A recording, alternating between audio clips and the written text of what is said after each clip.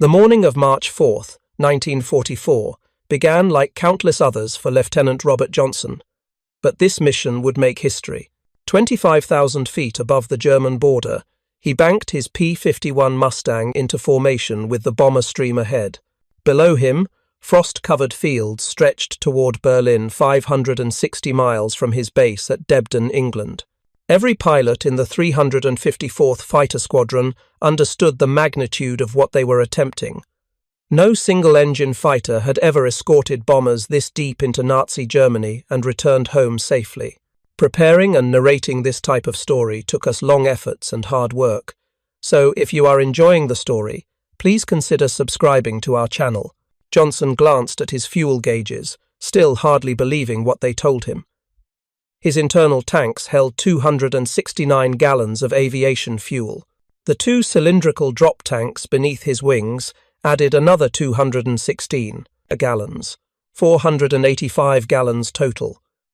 According to the mission briefers, this was enough fuel to reach Berlin, engage German interceptors in combat, and fly home to England.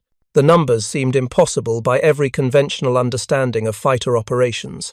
Yet here he was, crossing into enemy airspace with fuel reserves no American fighter pilot had ever carried into combat.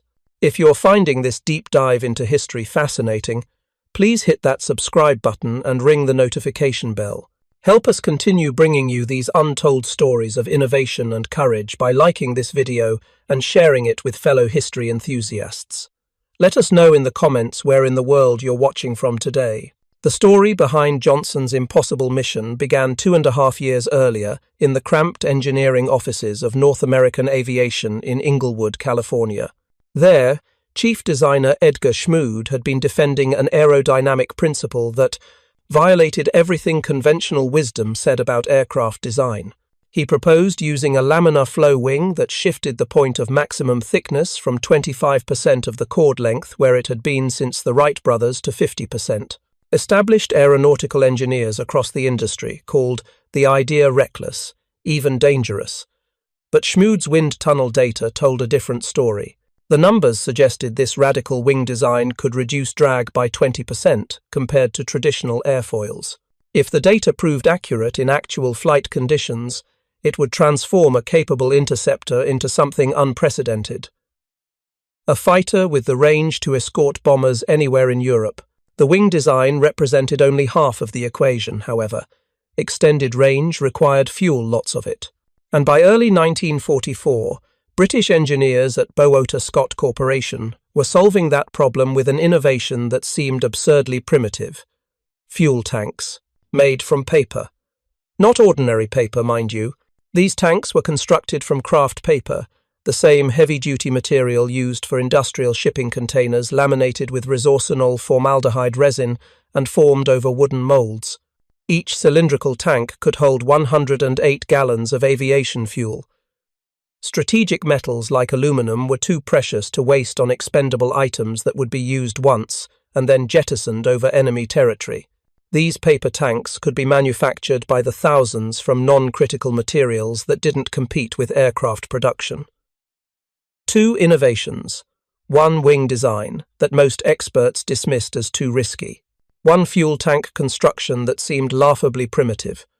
Together, they would fundamentally alter the strategic balance of the air war over Europe and contribute decisively to Nazi Germany's defeat. The path to that historic March morning began in April 1940, when the Royal Air Force approached North American Aviation's president, Dutch Kindleberger, with an urgent request. Britain was desperate for fighters. German bombers were pounding English cities nightly during the Blitz. Fighter command was bleeding aircraft faster than British factories could replace them. The RAF wanted North American to build Curtiss P-40 Warhawks under license to help fill the gap. Kindleberger consulted Edgar Schmued, his lead design engineer. The conversation lasted less than 10 minutes, but it would change aviation history. Schmued's response was immediate and emphatic. Don't build an obsolete design. We can create something better. The timeline seemed impossible. North American promised to deliver a flyable prototype in 120 days, the same time it would take just to tool up for P-40 production. It was an audacious promise, but Schmued was confident his team could deliver. Schmued assembled his core group: Chief Engineer Raymond Rice, Chief Aerodynamicist Ed Hawkey, and specialists Stan Smithson and Larry Waite. Together, they would design an entirely new fighter from scratch in less than 4 months. Their design philosophy prioritized manufacturability over perfection. Every component was engineered for mass production by semi-skilled workers, a revolutionary approach in an era when most aircraft were handcrafted by master technicians. The design featured several innovative elements. The landing gear had a wide 12-foot track that folded inward with minimal drag penalty, providing excellent ground handling characteristics.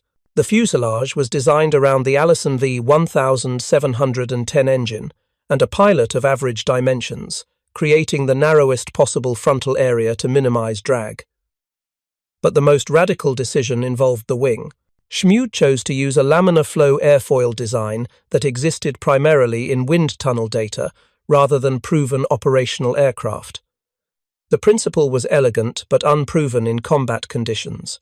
Traditional wings placed their thickest point at 25% of chord length, a standard that had guided aircraft construction since the dawn of aviation. This created predictable airflow patterns and well-understood performance characteristics that engineers trusted. The laminar flow design pushed maximum thickness back to 50% of chord length. The aerodynamic theory was straightforward. Conventional wings generated turbulent boundary layers at high speeds, creating drag that limited performance. The laminar design would maintain smooth, attached airflow much farther along the wing surface. In wind tunnel tests, this translated to dramatically reduced profile drag. On paper, the benefits seemed undeniable. In practice, no one knew if the wing would perform as predicted once subjected to the unpredictable conditions of combat operations. Ed Hawkey spread wind tunnel photographs across the conference table during design reviews. Each image showed airflow patterns that conventional aerodynamics suggested should not exist. The smooth flow persisted far beyond the point where traditional wings began generating turbulence. The data indicated that at cruising speeds above 300 miles per hour, the laminar wing could provide 40 additional miles per hour compared to conventional designs. This performance gain, if it translated to the real world, would transform the aircraft's mission profile from local interceptor to long-range escort fighter. But the risks were substantial. Data from controlled wind tunnel conditions often failed to translate to operational reality. Wings had to function while carrying external stores, performing violent combat maneuvers, and accumulating the dirt and scratches of operational service that disrupted smooth surfaces. Many aerodynamic innovations that looked brilliant in laboratories performed poorly once aircraft entered combat. Schmued was betting North American's reputation and potentially allied pilots' lives on an unproven concept. The NA-73X prototype rolled out of the Inglewood factory on September 9, 1940. Just 102 days had elapsed since the British Commission approved development. The aircraft lacked an engine. Allison had delayed delivery of the V1710. When the power plant finally arrived, it had been modified from the original specifications, forcing the design team to fabricate new motor mounts on short notice. It was a frustrating delay, but the team persevered. First flight occurred on October 26, 1940, with test pilot Vance Breeze at the controls. The aircraft performed beyond even the optimistic expectations of the design team. Handling characteristics were exceptional across the entire flight envelope. Control response was crisp at all speeds. Most importantly, the laminar flow wing delivered exactly what the wind tunnel data had predicted. At speeds above 300 miles per hour, the Mustang was faster than any comparable fighter in production. Schmued's gamble had paid off, but speed alone could not solve the Royal Air Force's immediate problem. The Allison V1710 engine, though powerful, was designed for low-altitude performance. It lost power dramatically above 15,000 feet, exactly where German bombers operated during their raids on Britain. The early Mustangs, designated Mustang Mark I by the RAF, entered service as tactical reconnaissance aircraft and fighter bombers. roles that played to the Allison engine's strengths while avoiding its critical weakness at high altitude. The breakthrough came from an unexpected quarter. In mid-1942, Rolls-Royce engineers in England began experimenting with fitting a Merlin 61 engine to a Mustang airframe. The Merlin featured a two-stage supercharger that maintained full power output above 20,000 feet, exactly what the Mustang needed. Test flights at Rolls-Royce's facility in Hucknall, England, revealed a transformation so dramatic that initial reports seemed almost exaggerated. Ronald Harker, Rolls-Royce's chief test pilot, submitted a report that reached senior Royal Air Force leadership within days.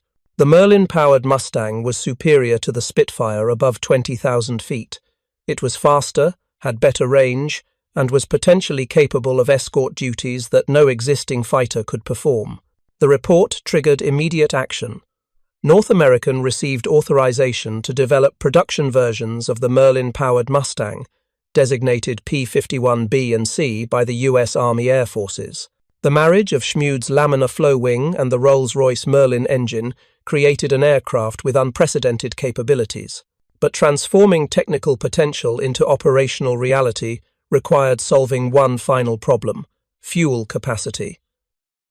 The P-51B carried 269 gallons internally. This provided adequate range for missions within 200 miles of English bases, similar to the P-47 Thunderbolt's operational radius. But Berlin lay 560 miles from East Anglia. Reaching that distant target and returning required external fuel tanks. Drop tanks were standard equipment across all air forces by this point in the war. German fighters had used them since the Battle of Britain. The concept was straightforward: carry additional fuel externally, then jettison the empty tanks before entering combat to restore full performance and maneuverability. The innovation required was not the concept itself, but rather the scale of production necessary to support sustained deep penetration missions into the heart of Nazi Germany. In early 1943, British Air Ministry officials faced a resource allocation crisis. Aluminum production was fully committed to aircraft frames, engines, and other critical components. Diverting aluminum to manufacture single-use drop tanks meant reducing production of something else, likely aircraft themselves. Cass Huff, working with engineers at WWII, Scott Corporation, proposed an alternative that seemed almost absurd: manufacture drop tanks from paper. The idea appeared to defy basic engineering principles. Aviation fuel was corrosive. Paper was fragile and permeable. Every instinct suggested the concept would fail catastrophically, probably killing pilots in the process. But Huff's team had access to industrial materials that possessed properties far beyond common paper. Kraft paper, manufactured through chemical pulping processes, produced exceptionally strong cellulose fibers.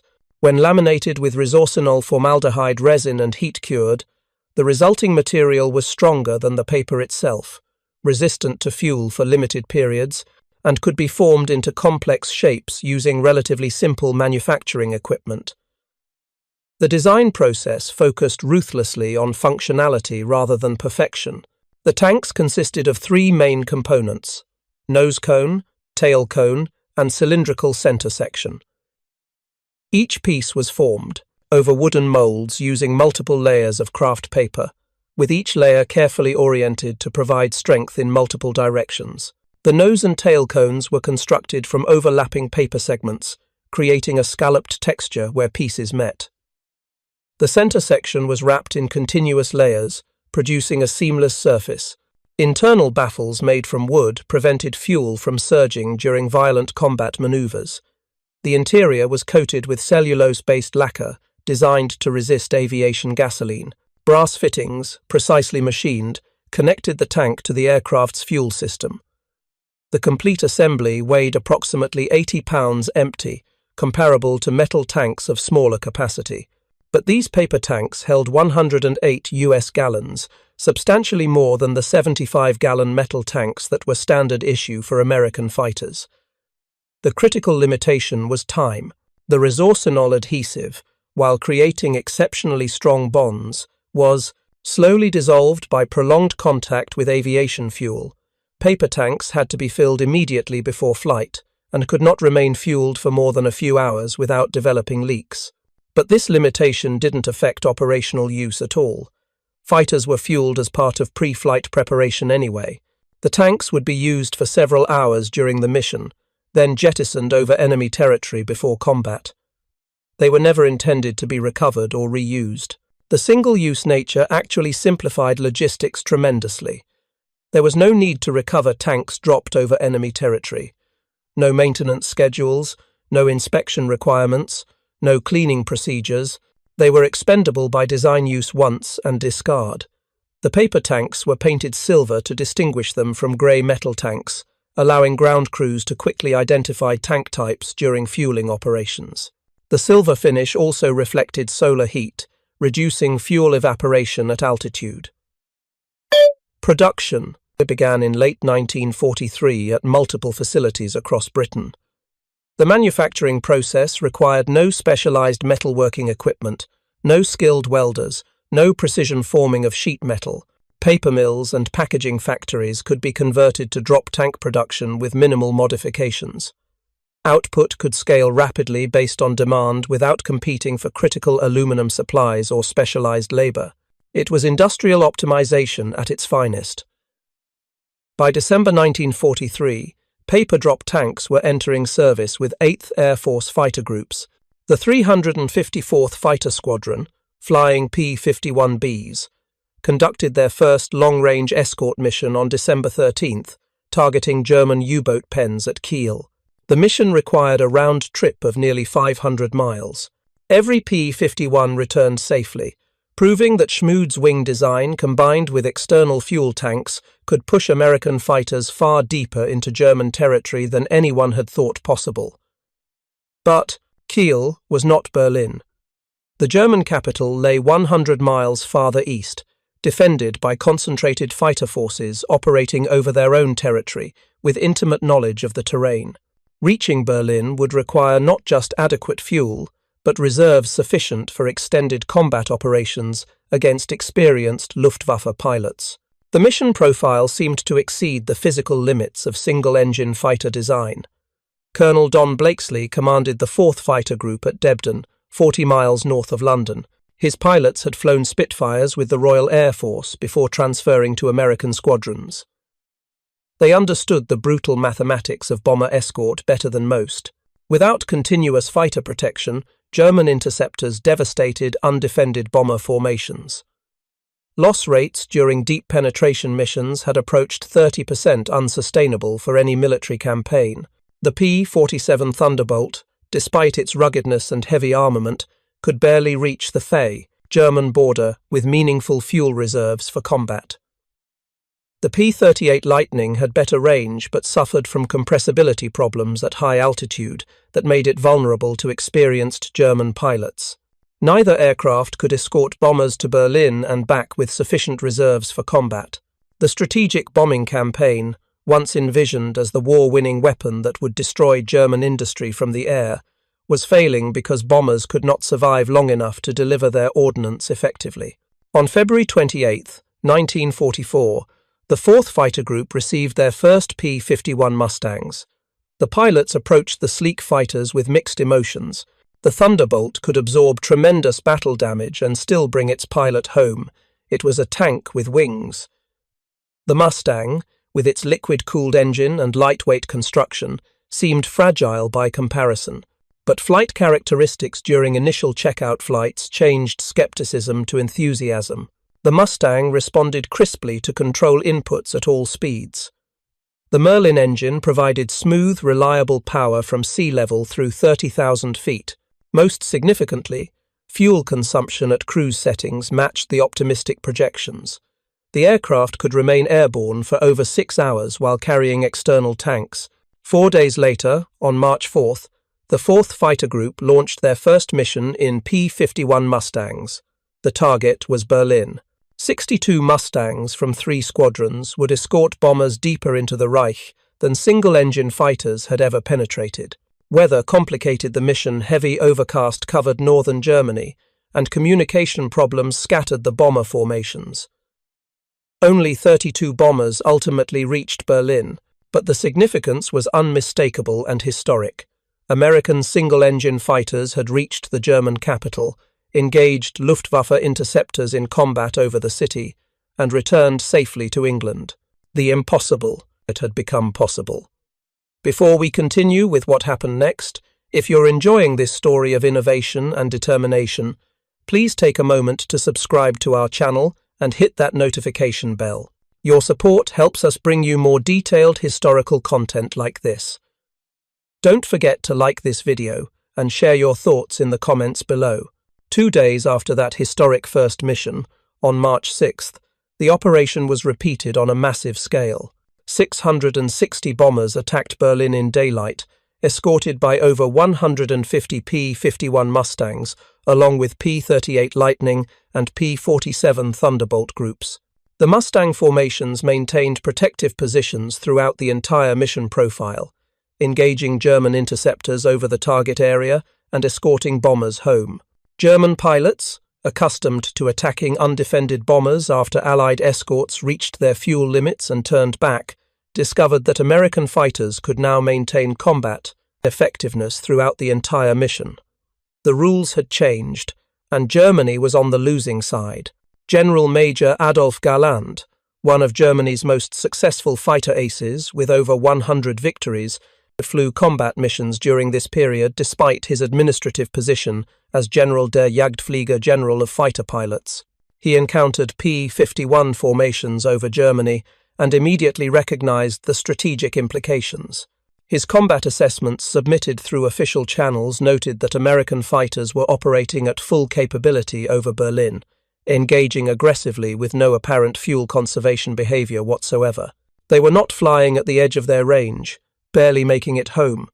They had reserves, substantial reserves. This contradicted everything Luftwaffe intelligence believed about American fighter capabilities. The previous defensive strategy of waiting for Allied escorts to reach fuel limits and turn back was suddenly obsolete. German fighters would have to engage escorts to reach the bombers, accepting combat under conditions that increasingly favored their opponents. It was the beginning of the end for the Luftwaffe.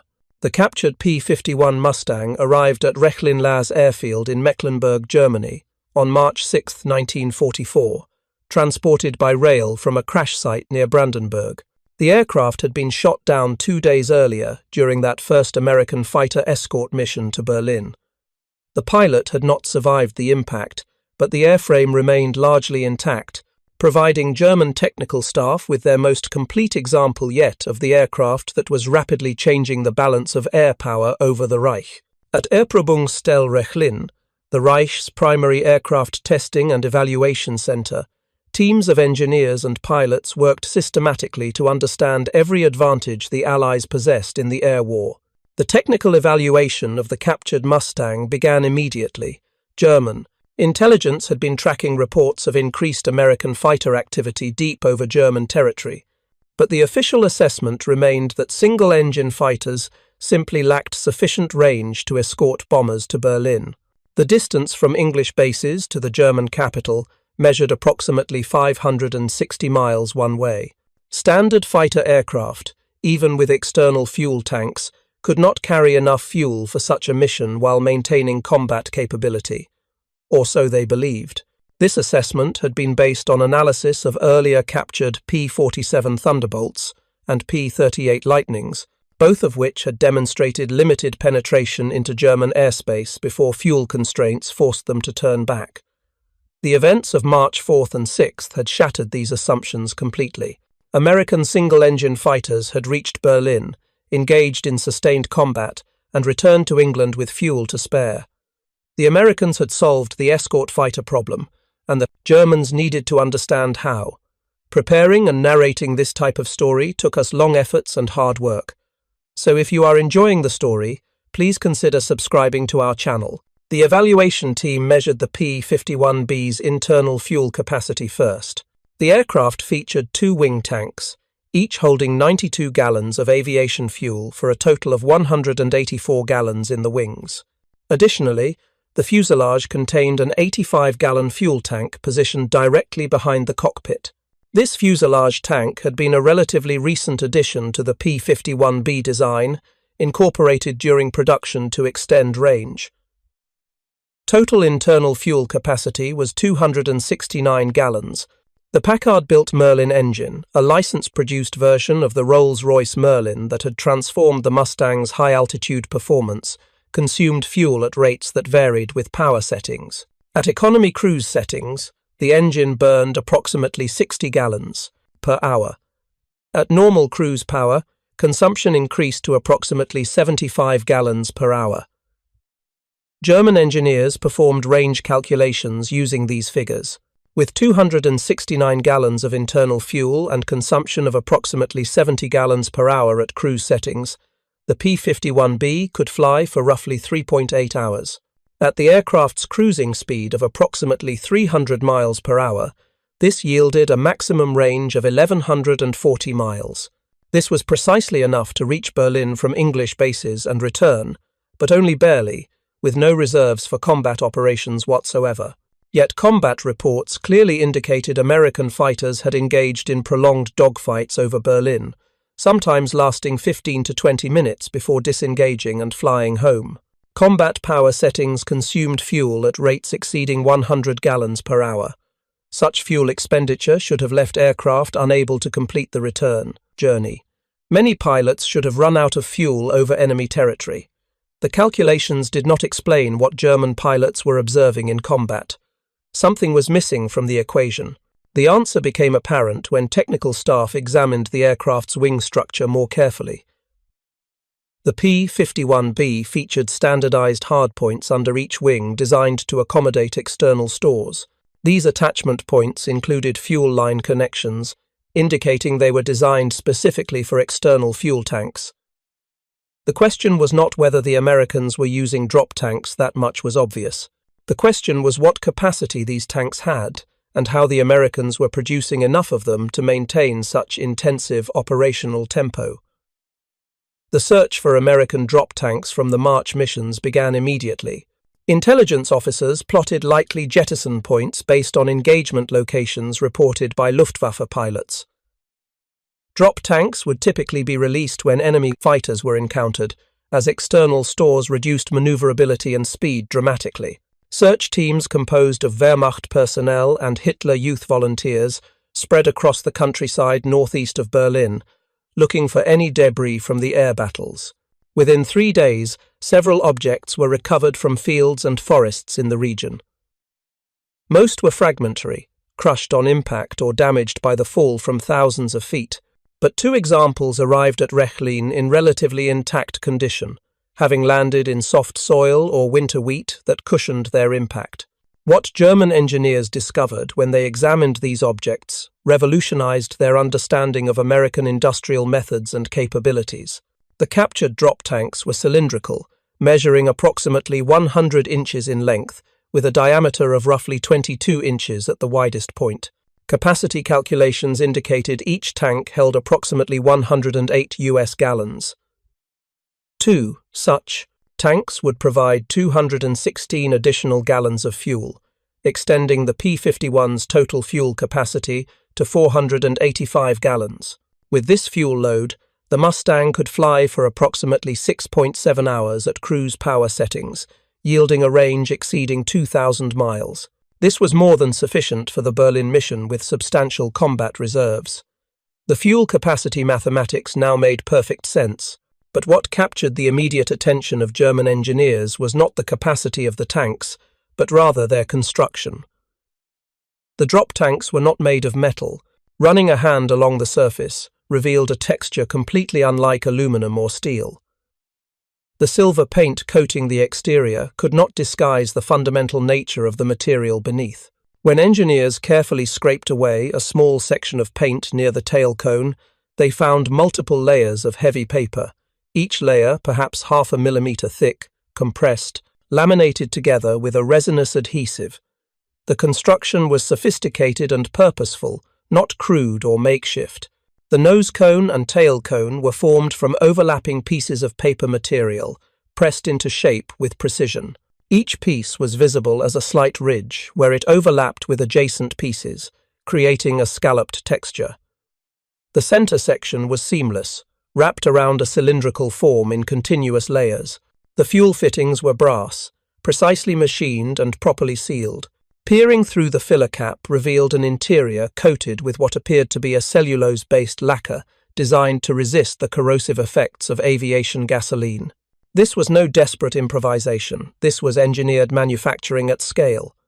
German materials specialists were brought in to analyze the tank's construction in detail. The paper was identified as kraft paper, manufactured using a chemical pulping process that produced exceptionally strong cellulose fibers. This was the same material used for heavy-duty shipping containers and industrial packaging. The adhesive proved to be resorcinol formaldehyde resin, a thermosetting polymer that created bonds stronger than the paper itself when heat-cured. The lamination involved at least 12 separate layers of paper, each one carefully oriented to provide strength in multiple directions. Anti-slosh baffles made of wood were installed inside to prevent fuel from surging during maneuvers. The entire construction process was clearly standardized and designed for mass production at a scale the Germans could barely imagine. Most significantly, the empty tank weighed approximately 80 pounds, compared to 65 to 75 pounds for a comparable metal tank of smaller capacity. The paper construction was not significantly lighter than metal, but it offered other advantages that were even more important strategically. The implications were immediately clear to the technical staff at Rechlin, and they were sobering. The Americans were manufacturing fuel tanks from non-strategic materials. Paper and wood-based resins did not require the aluminum, steel, or other metals that were increasingly scarce in wartime economies. The manufacturing process required no specialized metalwork equipment, no skilled metalworkers, no welding or forming of sheet metal. These tanks could be produced in any paper mill or packaging factory with relatively simple modifications to existing equipment. The United States had hundreds of such facilities scattered across the country.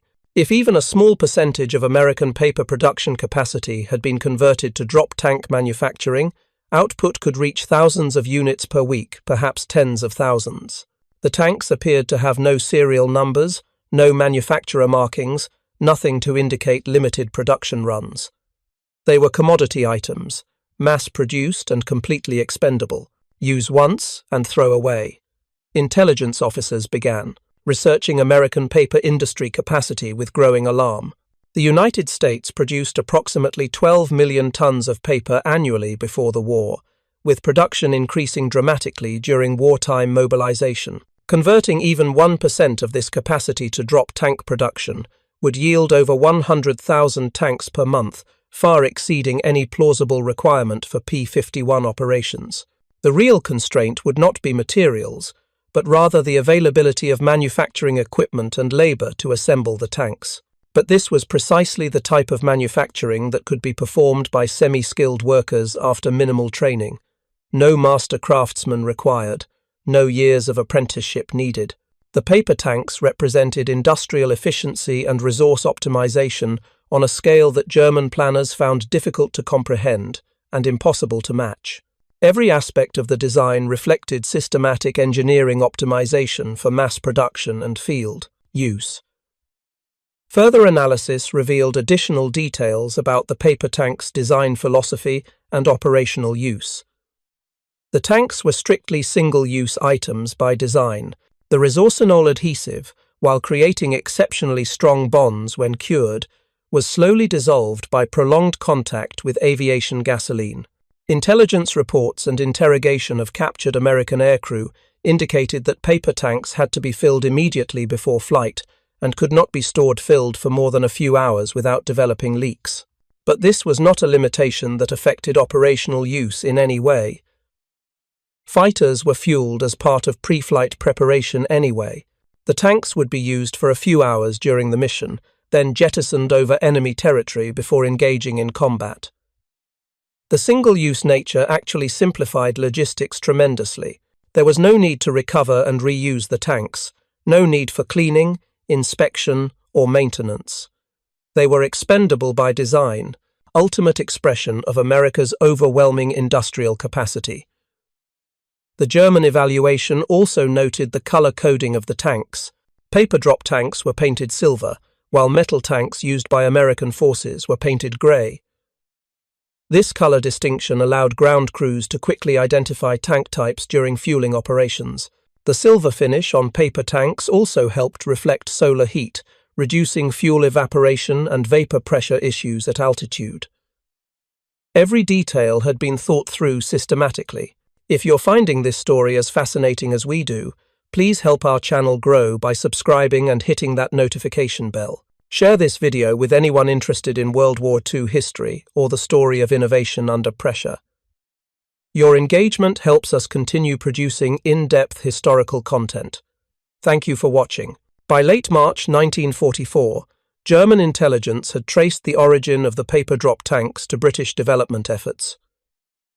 The Air Ministry in London had commissioned development of impregnated paper fuel tanks in 1943 specifically to conserve strategic metals, particularly aluminum.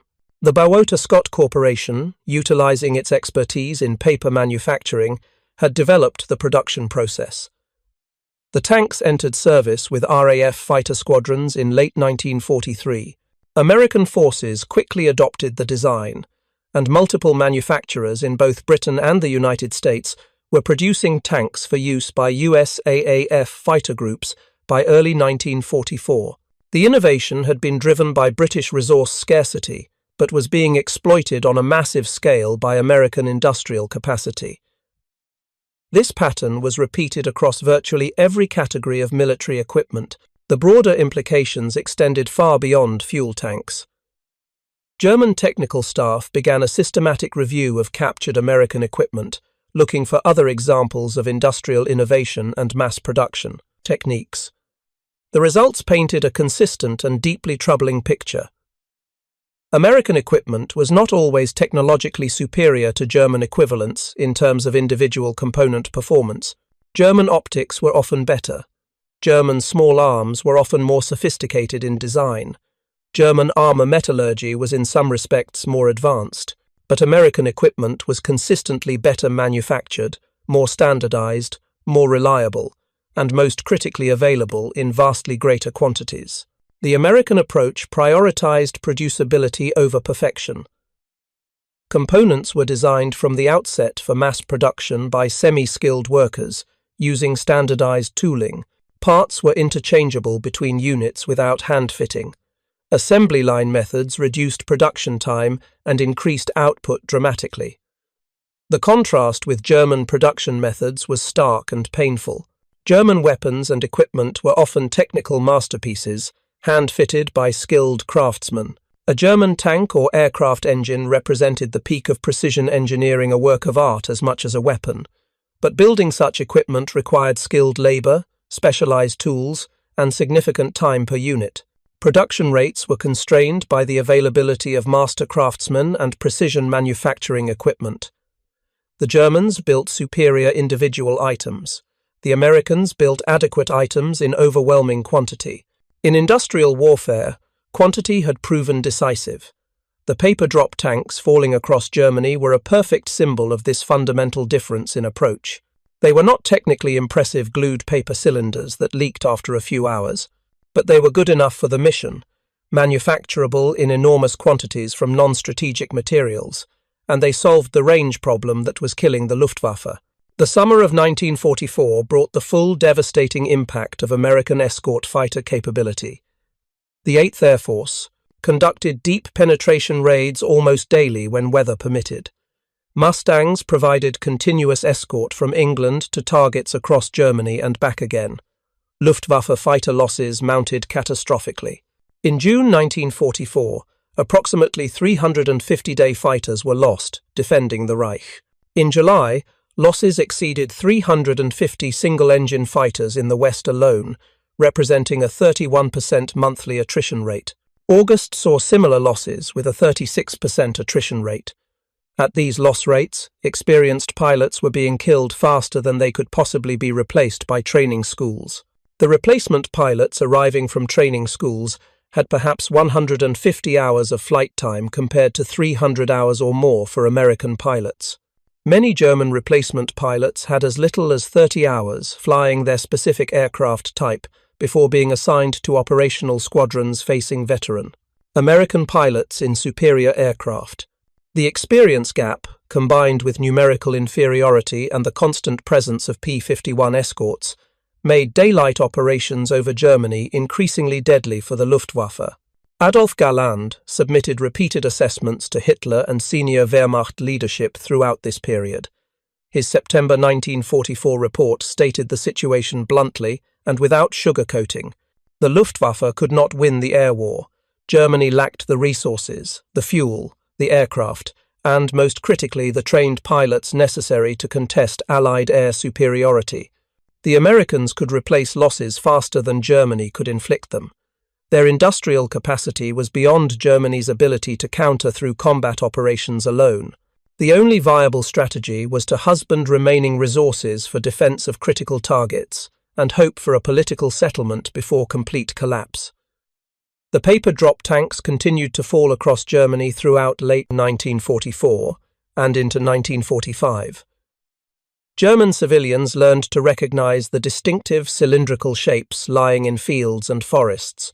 Initial reports sometimes described them as unexploded bombs, causing local panic until military authorities identified them as harmless fuel tanks. Instructions were distributed through civil defense organizations explaining that the silver cylinders falling from Allied aircraft were empty fuel tanks, not weapons. The psychological impact was noted in civilian morale reports compiled by German authorities. The sight of enemy aircraft overhead in such overwhelming numbers that their contrails crisscrossed the sky, casually discarding expendable fuel tanks by the thousands, reinforced the message that the Allies had resources to waste, while Germany scraped desperately for every litre of fuel and every kilogram of aluminum. It was a daily reminder of the hopelessness of Germany's situation. By January 1945, the war's outcome was beyond doubt. Soviet forces were approaching the Oder River, less than 50 miles from Berlin. Western Allied forces had recovered from the Ardennes offensive and were pushing toward the Rhine. The Luftwaffe could mount only sporadic resistance, limited by fuel availability and catastrophic pilot losses. The systematic study of American equipment continued at Rechlin, but it had become an academic exercise. The findings were documented for the historical record, but they could no longer influence the war's outcome. The final comprehensive analysis of the P-51 and its drop tanks was prepared in late January 1945. The report documented every technical aspect of the Mustang's range capability, the drop tank construction methods and materials, production estimates, and operational implications. The conclusion was unambiguous and damning. The P-51 Mustang, equipped with expendable paper drop tanks manufactured from non-strategic materials, has rendered the German heartland indefensible against American daylight bombing. Germany lacks the industrial capacity to match American fighter production, the fuel to sustain combat operations at the required scale, and the trained pilots to replace losses at current attrition rates. The report was filed in the Reich Air Ministry archives in late January 1945. Whether senior leadership ever read it is unknown. By then, technical reports analyzing American capabilities were simply confirming what battlefield reality had already demonstrated with brutal clarity. The Luftwaffe, which had dominated European skies in 1940 with apparent invincibility, was reduced to occasional desperate sorties by early 1945, hoarding precious fuel for missions that could not change the strategic situation. American fighters roamed freely over Germany, attacking targets of opportunity, escorting bombers, establishing complete and unchallengeable air supremacy. Each paper drop tank falling from American aircraft was a tangible reminder of the industrial disparity that had decided the air war long before the final surrender. Edgar Schmued continued designing aircraft after the war, creating the F-86 Sabre jet fighter that would dominate the skies over Korea, using many of the same aerodynamic principles that had made the Mustang successful. The emphasis on clean airflow, minimal drag, and careful attention to manufacturability became hallmarks of American fighter design for decades. Schmued was inducted into the International Aerospace Hall of Fame in 1991, formal recognition of his contributions to aviation that had helped win the war in Europe and shaped the future of fighter aircraft design. The P-51 Mustang itself remained in service with various air forces for decades after World War II. The aircraft saw extensive combat in the Korean War, serving primarily in ground attack and close air support roles. The excellent range and endurance that had made it an outstanding escort fighter in Europe proved equally valuable in the very different operating environment of Korea. P-51 seconds remained in frontline service with some air forces into the early 1980s, remarkable testament to the soundness of the basic design. More than 15,000 Mustangs were produced during and immediately after the war, making it one of the most numerous American fighters of the era. Today, over 100 P-51 seconds remain airworthy, maintained by collectors and museums worldwide. The sight of a Mustang in flight, often still wearing the distinctive markings of wartime units, serves as a powerful reminder of the aircraft's role in establishing Allied air supremacy over Europe and the twin innovations that made that supremacy possible. The story of how one engineer's revolutionary wing design, combined with seemingly primitive paper fuel tanks to enable the impossible, remains a profound lesson in the nature of technological innovation and industrial warfare.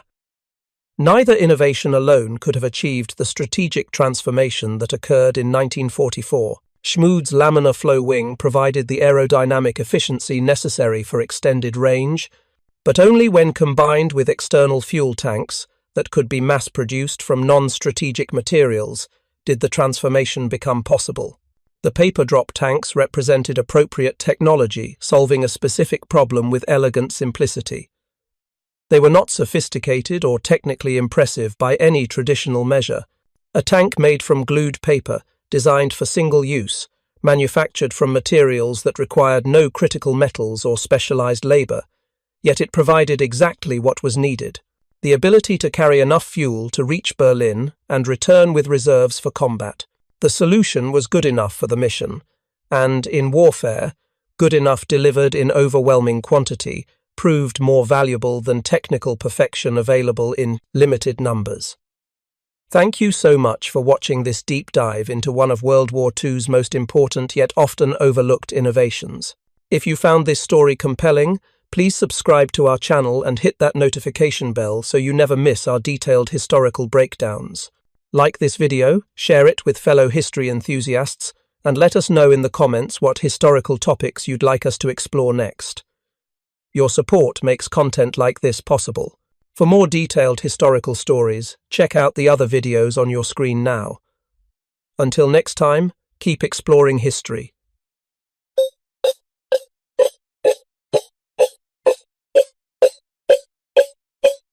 Preparing and narrating this type of story took us long efforts and hard work. So if you are enjoying the story, please consider subscribing to our channel